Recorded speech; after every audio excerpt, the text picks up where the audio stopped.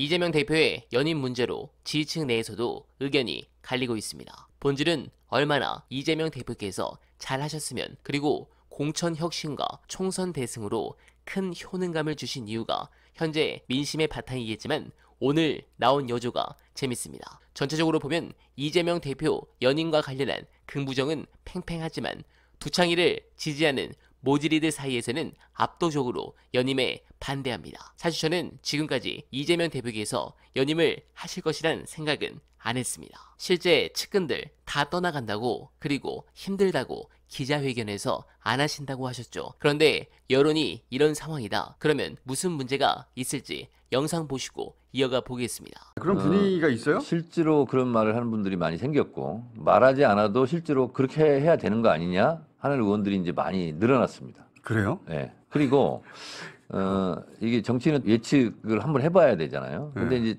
이전과는 이제 다른 이제 분위기가 됐고, 실제로 총선에서 민주당이 압승을 했고, 그러면 예를 들어서 이런 가정을 해보죠. 이재명 대표는 대표를 하든 안 하든 부동의 대선 주자고, 그리고 압도적인 일이지 않았습니까? 그리고 누가 지금 경쟁자가 사실상 없는 상태. 현재는. 인데, 그러면 이재명 대표가 대표를 안 하더라도 일거수일투족은 언론에 이제 초점이 되는 거고, 그러면 당대표와 같은 날 같은 장소에 다른 장소에서 같은 날 다른 장소에 무슨 행사를 해요. 그럼 이재명 대선 주자에게 다 몰려갈 거 아닙니까? 그러니까 한동훈 법무부 장관 시절에 검찰총장이 누군지 아무도 신경 안 쓴 것처럼. 그런 것보다는 차라리 그냥 당대표를 수행하면서 대선 주자로서의 각종 행보를 하는 좀 효율적이지 않겠는가라고 저도 개인적으로 생각이 들더라고요. 당내에도? 이 정치는 국민이 원하는 방향으로 가는 게 맞고 대중의 흐름을 따라가야 되지 않았습니까? 그렇지 않습니까? 본인은 안 하려고 하는 것 같은데. 이재명 대표는 거기에 대해서 한 번도 그렇게 하자라거나 그런 생각을 해본 적은 없는 것 같아요. 서석에서 물어보면 안 한다고 할 것 같은데. 매우 곤혹스러운 표정을 하고 있는 건 사실이죠.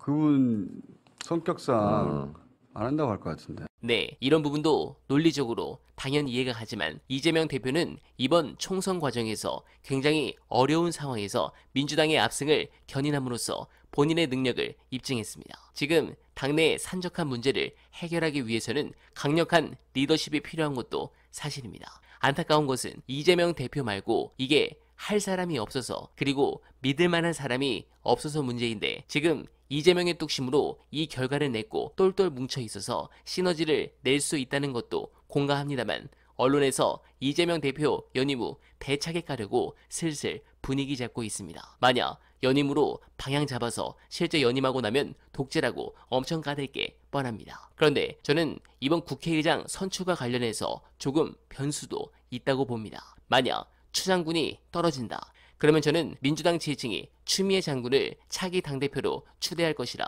확신합니다. 특히 이번에는 대의원의 영향도 약화된 상황이고 권리당원의 힘은 이미 공천 때 증명했기 때문에 엄청난 일이 일어날 것 같은데, 가능하면 국민의 민심인 윤석열과 잘 싸워서 하루라도 빨리 끌어내리라는 이 소망을 잘 이행할 분들이 좋은 자리에 가시길 간절하게 희망하면서 관련한 중요한 영상 안내드리며 이만 인사드리겠습니다.